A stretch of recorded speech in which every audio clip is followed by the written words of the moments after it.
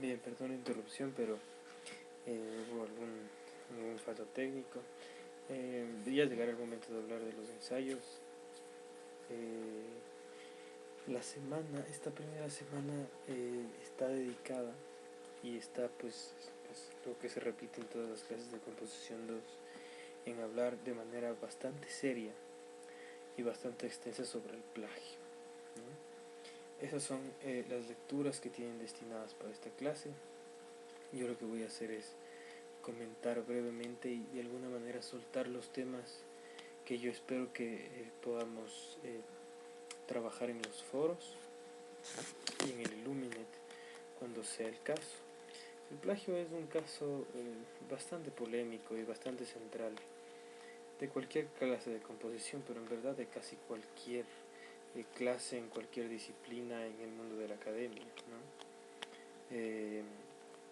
Es un tema tremendamente problemático que incluso, como ustedes saben, si es que han leído el syllabus y han leído el código de honor de este curso y de cualquier otro curso, está duramente sancionado por la universidad, ¿no?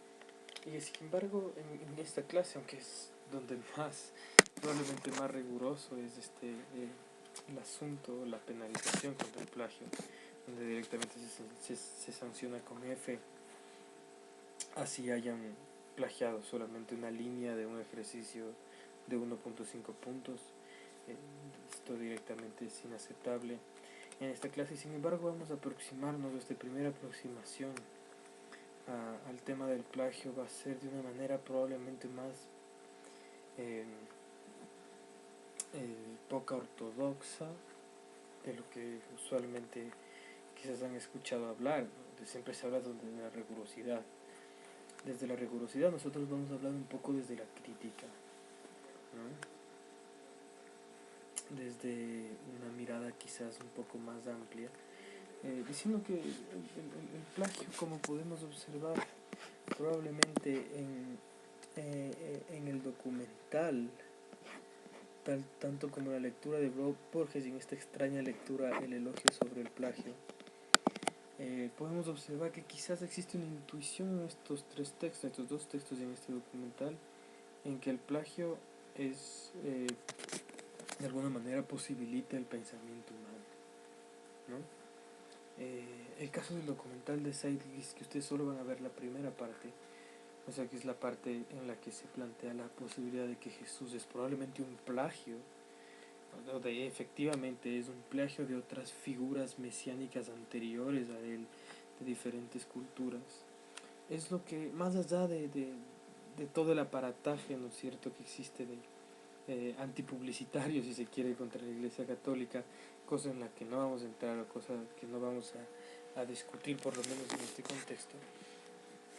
A mí sí me queda bastante claro que es el plagio lo que posibilita la construcción de algo tan complejo como una religión, al menos desde el punto de vista de este documental, ¿no?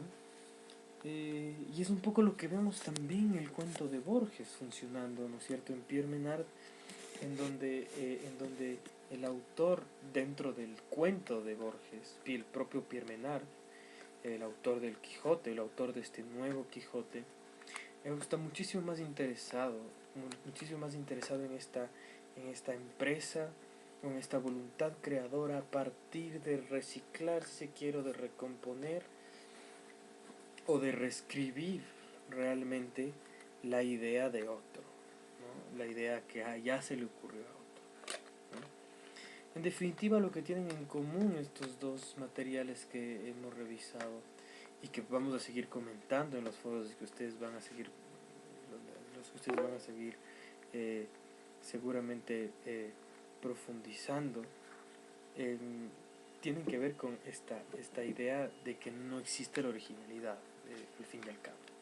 Y no solamente de que no existe la originalidad, sino que aquello de repetir las ideas, aquello de tomar la idea prestada, aquello de realmente plagiar en el sentido más general, pero también más específico del término, es lo que posibilita el conocimiento humano.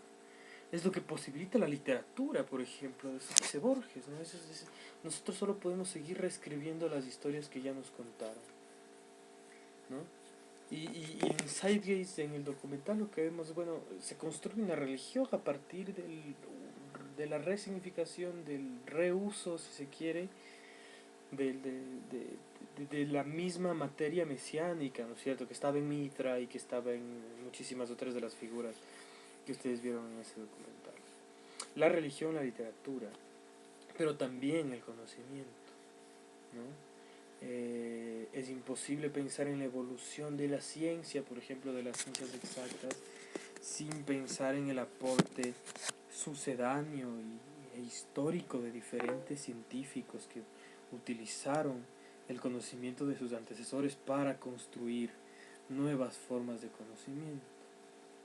En definitiva, lo que nos está diciendo estos autores es que lo que el plagio en realidad es una manera de dosificar y almacenar y finalmente producir nuevo conocimiento, ¿no? A partir de esta lógica es que se produce conocimiento, de alguna manera, es solo a través del plagio. ¿Cuál es el asunto? Que no es que el plagio no está aceptado, es decir, el uso del conocimiento del otro en mi trabajo. Lo que no está aceptado es no dar crédito de ese evento. Y aquí hay una distinción quizás entre Zeitgeist y Pierre Menard y el cuento de Borges, ¿no? Que mientras lo que Zeitgeist acusa justamente a la Biblia es que, al menos no de manera manifiesta, yo creo que sí de alguna manera, pero no de manera manifiesta, la Biblia no reconoce que utilizó como fuente de inspiración de su modelo deico, ¿no es cierto?, que Jesús no reconoce que fue extraído de una cultura anterior, o de un documento anterior, o de un momento anterior, si se quiere. En lo que Borges hace es decir, reconocerlo, ¿no? En Pierre Menard todo el tiempo está siendo consciente de que él está plagiando, pero está consciente de dónde lo está plagiando y todo el tiempo está dando cuenta de esta operación, ¿no? Entonces lo importante no es ponerse en el lugar radical en donde se plantea, no, que el plagio es casi un crimen, que efectivamente lo es, pero no es un crimen en el hecho de que es algo que estamos constantemente haciendo, y lo vamos a ver en la parte que nos dediquemos a la investigación en esta clase, que efectivamente necesitamos utilizar la información de otro. Lo que necesitamos hacer después de utilizar la información de otro, ideas de otra persona, es dar cuenta de esa operación, decir de dónde lo sacamos, dar crédito de quién lo dijo. Y esta es la manera de hacer academia, ¿no? De modo que la posición radical yo creo que es más bien negativa. Yo creo que más bien adquirir esta posición crítica me parece más interesante para el fin de escribir un ensayo académico. Hay algunas otras, hay un par de lecturas más. Hay una de cómo evitar el plagio, de algunos casos de plagio que sí me interesa que revisen, digamos que son algunos detalles ya mucho más técnicos de lo que yo les estoy dando como tema de discusión para esta semana. Y el caso de Bryce Echenique, ¿no? Que sí me parece un caso bien interesante, que de alguna manera lo viví de cerca. Fue en la Feria del Libro de México, y donde se creció esta polémica de cómo le van a dar un premio a un tipo que plagió sus artículos y que perdió el juicio, ¿no?